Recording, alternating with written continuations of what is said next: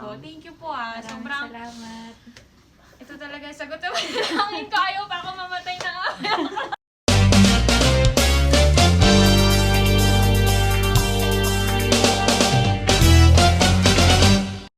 Assessment before bone alignment. Talagang masakit na.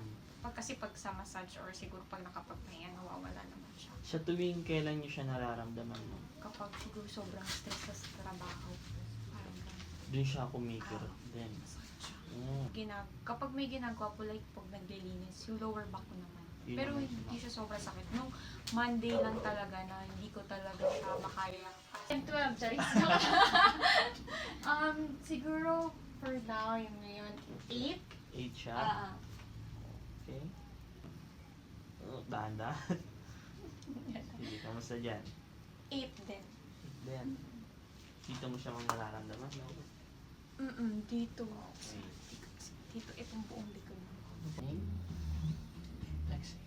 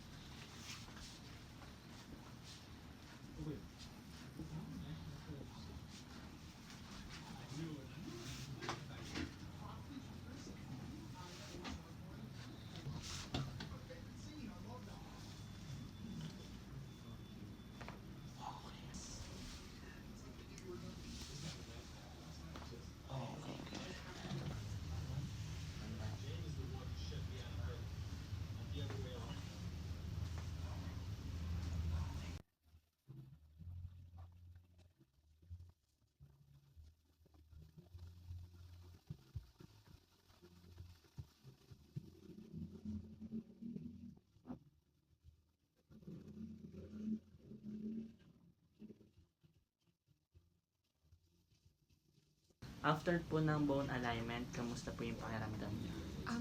Feeling relieved na po talaga. Kaya ko na po kumilos. Ayan. Oh. Hindi po katulad kanina na parang limited lang yung movement ko. Pero ngayon po, tsaka yung breathing ko po, naging mas okay.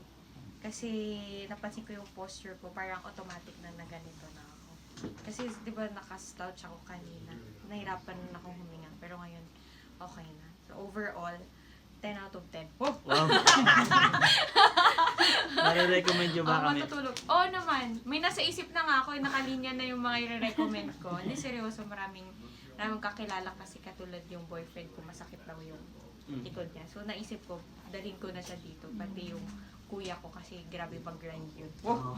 So yun yung mga Salamat. Thank you, thank Thank you, you. welcome po. ma'am. Thank you po ah. Maraming Sobrang, salamat. ito talaga yung sagot naman. Langin ko, ayaw pa ako mamatay na nga. Uy, grabe naman.